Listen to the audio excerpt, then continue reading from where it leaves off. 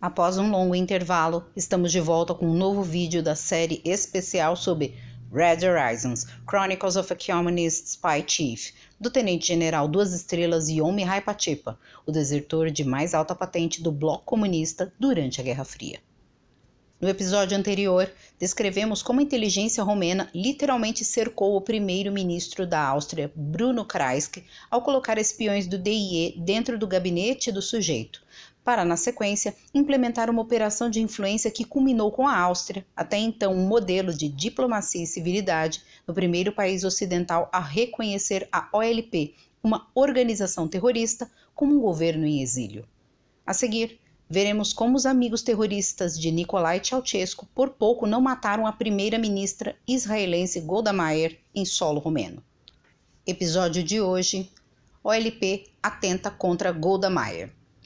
Em maio de 1972, um agente do serviço secreto romeno estava em Beirute sob ordens diretas do ditador Nicolae Ceausescu.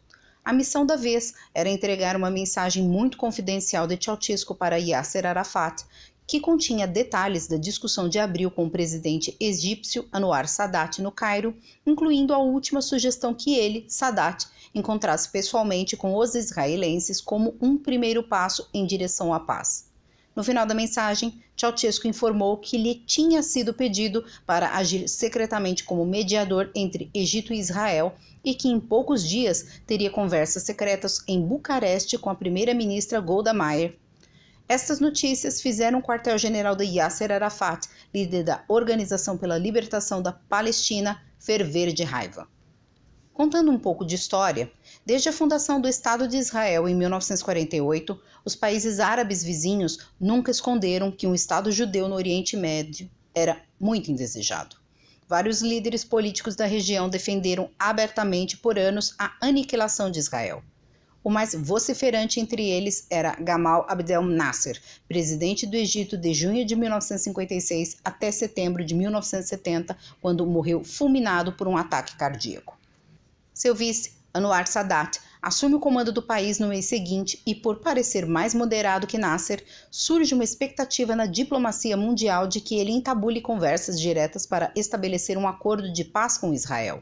Tais conversas, passados 2 anos, não aconteceram, fazendo pulular candidatos a mediadores de um possível diálogo em todo o mundo, cada um de olho nas agendas de seus países e quais ganhos poderiam oferir, bem como alimentando o desejo de conquistar um prestigioso Nobel da Paz por este papel. Entre os diletos candidatos posava Nicolae Ceausescu, com uma estratégia que visava atender vários objetivos, entre eles reforçar sua imagem de líder comunista independente do bloco soviético, um óbvio embuste dentro da mega operação de desinformação Horizonte já explicada em episódios anteriores desta playlist.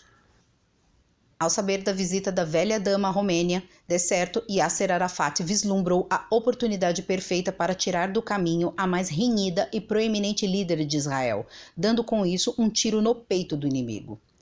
Tenha em conta que, na visão de Arafat na época, o Ocidente só entendia a mensagem do terror e da violência, e que, para ele, a paz no Oriente Médio só seria obtida com a destruição de Israel e ponto.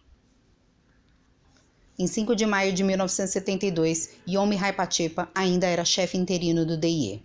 Por volta das 4h30 da tarde, recebeu um telegrama de Beirute dizendo que 4 árabes haviam deixado o Cairo rumo a Bucareste para assassinar Golda Meir quando ela fosse a pé para a sinagoga coral, onde mais tarde aconteceria uma cerimônia religiosa.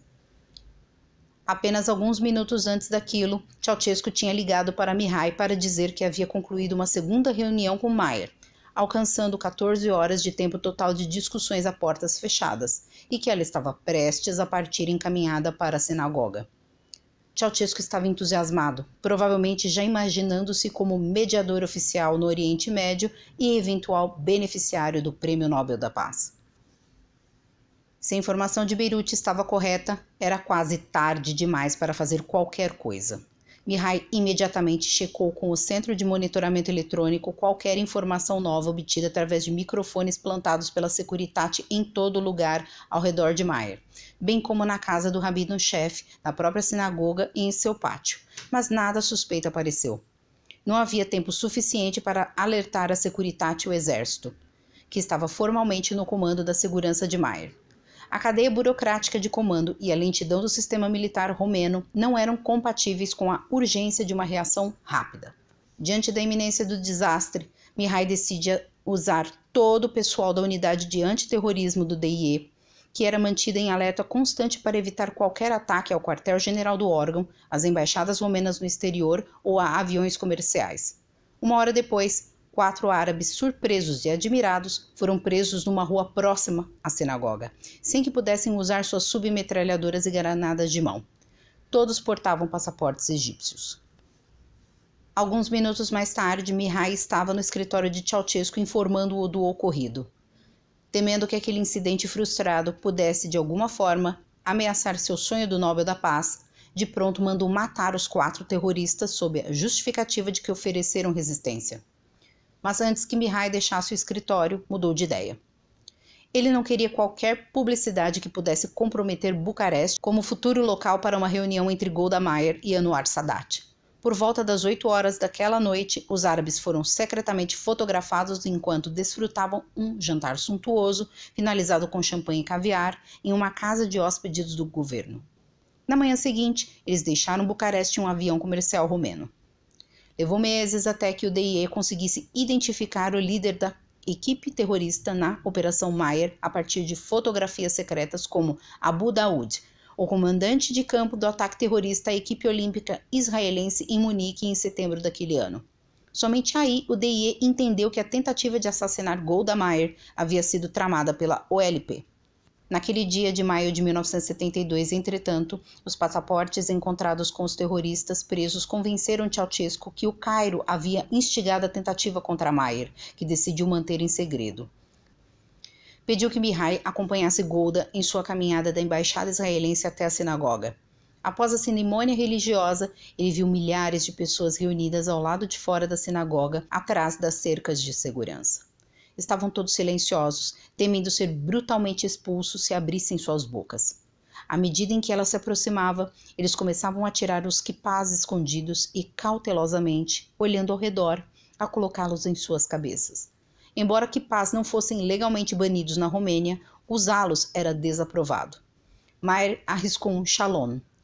O shalom retornou entusiasticamente de várias milhares de gargantas. Canções hebreias espolcaram numa demonstração espontânea de afeto. Enquanto Meir entrava no carro, havia lágrimas em seus olhos. Antes de Golda Meir deixar Bucareste, o primeiro-ministro Ion George Maurer, um apaixonado caçador, deu-lhe uma enorme pele de urso preto na cerimônia de despedida. Piscando para ela, Ceausescu cautelosamente sugeriu que este troféu podia também simbolizar a pele perdida do urso no conflito do Oriente Médio. Naquele dia, Ceausescu lançou o que se tornaria uma das suas estratégias favoritas para vencer líderes ocidentais: o uso de inócuas piadas antissoviéticas, como que um deboche inocente reforçasse o afastamento, em vez da real subserviência a Moscou. Encerro aqui agradecendo a audiência. Inscreva-se no canal, ative as notificações e fique ligado. Quem sabe um dia teremos mais histórias escabrosas de Red Horizons. Tchau!